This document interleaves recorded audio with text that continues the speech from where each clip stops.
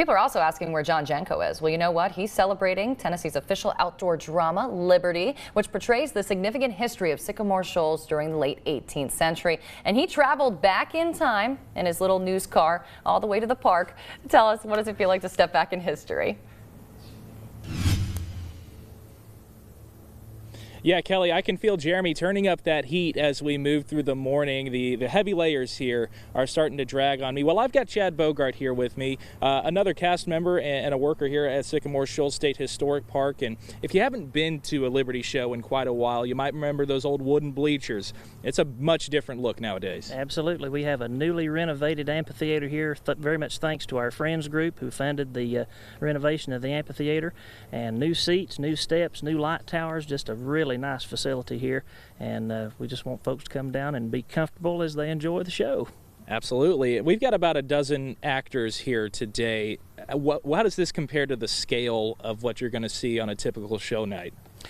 We usually have anywhere from, about 75, folks in the show. So this is a small scale that folks are going to see today, but these folks are just wonderful. They come out and help us every year put this show on. Very unique way of sharing the history of this area. You know, we do programming throughout the week, but this is just a unique way to tell our story and want folks to come and see it.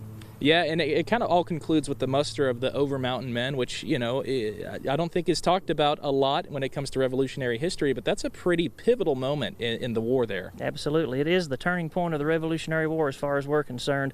The Over Mountain Men gathered right here at Sycamore Shoals, took the fight across the mountains, and defeated Major Patrick Ferguson and his British forces there, which caused the entire British Army to have to turn northward. So it was a major turning point in the war, all because of these folks right here. Pretty incredible. That's got to carry some heritage for the folks here in Northeast Tennessee. Absolutely. A lot of folks in the show can trace their ancestry back to people that were actually here doing these things, so that's just an added bonus for these people. All right. Well, last weekend was the opening weekend for this year's edition of Liberty, the Saga of Sycamore Shoals. So tell us how that went. Went very well. Opening night was very well attended. We had some music for folks to enjoy beforehand, and so both nights last week were very well attended. We're just hoping that will continue right on through the season. Fantastic. And come for your seats this time, too. Absolutely, absolutely.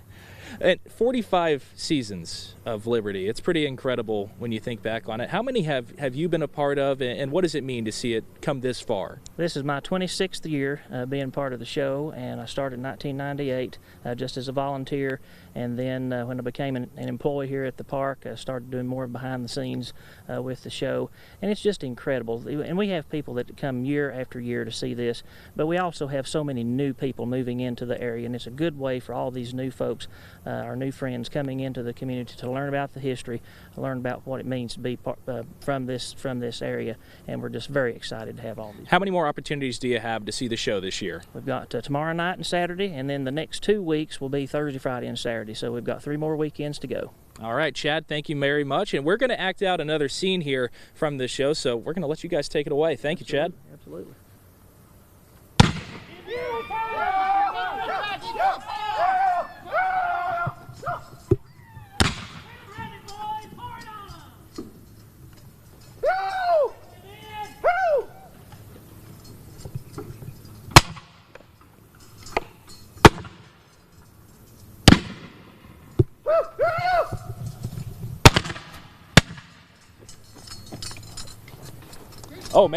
Oh man, this isn't good. Kelly, negotiate my release, please, please. They're taking yours.